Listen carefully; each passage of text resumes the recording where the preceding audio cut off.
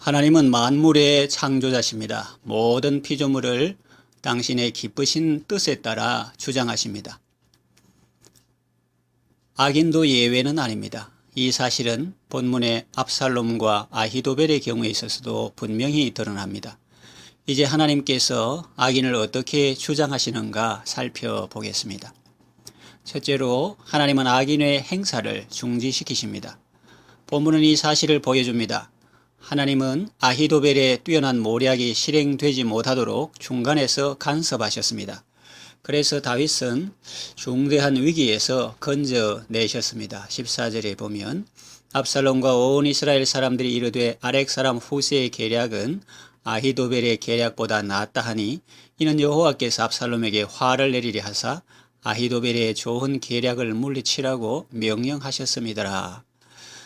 하나님은 당신의 사랑하는 자녀들을 구원하시기 위해서 곧잘 이런 방법을 사용하십니다.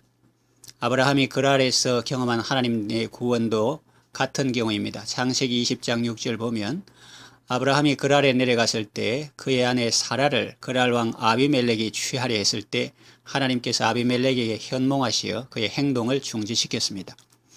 또 창세기 37장 18절에서 24절 보면 하나님은 요셉을 시기한 그의 형들이 그를 죽이려 할 때에도 중간에서 간섭하셔서 그들의 악한 행동을 중지시키셨습니다. 출애굽기 34장 23절 24절 보면 너희의 모든 남자는 매년 3번씩 주 여호와 이스라엘의 하나님 앞에 보일지라 내가 이방 나라들을 내 앞에서 쫓아내고 네 지경을 넓히리니 네가 매년 3번씩 여호와 내 하나님을 뵈려고 올 때에 아무도 내 땅을 탐내지 못하리라 그랬습니다. 하나님은 사랑하는 자녀들을 위하여 악인의 행사를 중지시킵니다. 두 번째, 하나님은 악인의 마음을 하나님의 뜻대로 주장하십니다.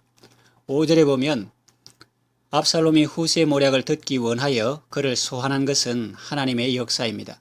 하나님께서 압살롬이 후세의 모략을 들어보도록 그의 마음을 움직이셨던 것입니다.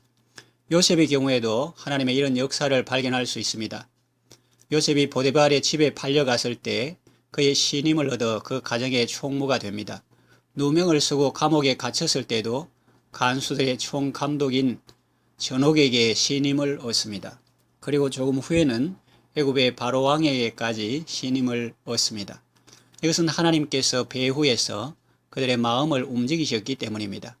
이처럼 하나님께서는 하고자 하시는 대로 악인의 마음도 친히 주장하십니다. 세 번째, 하나님은 하나님의 뜻을 이루는 방편으로 악인의 행동을 이용하십니다. 압살롬의 반란 행위는 하나님의 뜻과 결코 무관한 것이 아니었습니다. 하나님은 범죄한 다윗 왕을 징계하여 연단시키고 이스라엘 백성들의 마음을 시험하여 보기 위해 압살롬의 난을 허용하셨던 것입니다. 이처럼 하나님은 때로 악인을 들어 하나님의 범죄한 자녀들을 징계하는 데 사용합니다. 이스라엘이 하나님 앞에 범죄할 때마다 이방 나라들을 일으켜 그들을 징계하셨습니다. 그리고 예수님을 파는 가롯 유다의 행위나 십자가에 못 박은 로마 군병들의 행위들 역시 우리를 구원하시는 하나님의 뜻을 이루기 위한 섭리 가운데 일어난 것들입니다. 네 번째, 하나님은 악인의 마음을 어둡게 하시며 강팍하게 만드십니다.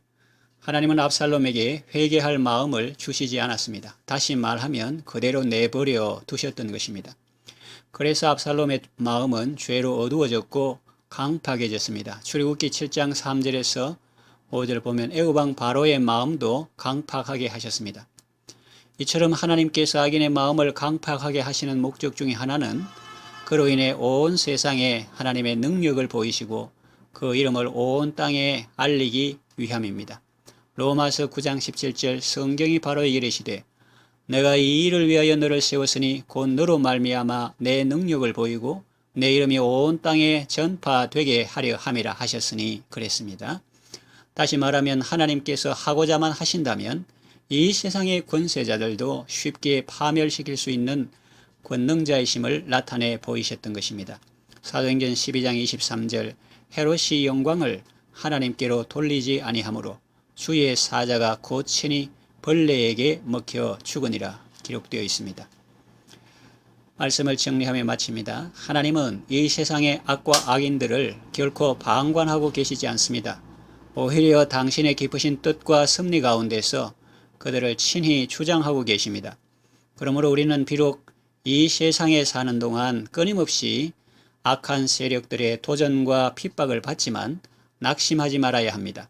그들은 고작 해야 우리의 몸을 해할 수 있을 뿐이지만 하나님께서는 그들의 몸과 영혼까지도 주장하시는 분이시기 때문입니다. 마태복음 10장 28절에서 31절 보면 몸은 죽여도 영혼은 능히 죽이지 못하는 자를 두려워하지 말고 오직 몸과 영혼을 능히 지옥에 멸하실 수 있는 이를 두려워하라. 참새 2마리가 한 아사리온에 팔리지 않으냐. 그러나 너희 아버지께서 허락하지 아니하시면 그 하나도 땅에 떨어지지 아니하리라. 너희에게는 머리털까지 다 세신 바 되었나니 두려워하지 말라. 너희는 많은 참새보다 귀하니라. 이런 말씀이 있습니다. 참새가 사람들이 하찮게 여기지만은 하나님께서 허락하지 아니하시면 그 하나도 땅에 떨어지지 아니하는데 참새 한 마리도 이렇게 귀하게 돌보시는 하나님께서 너희는 많은 참새보다 귀하니라. 그 모든 것 합쳐도 너희보다 더 귀하다. 그렇게 주님이 말씀하시니까 얼마나 사랑으로 우리를 돌보시는지를 알 수가 있습니다. 악인들이 서로 모여 힘을 합치고 인간의 지혜와 모략으로 온다 할지라도 낙심하지 마십시오. 그럴 때 다윗처럼 하나님께 기도하시기를 바랍니다. 주여, 아히도벨의 모략을 어리석게 하소서.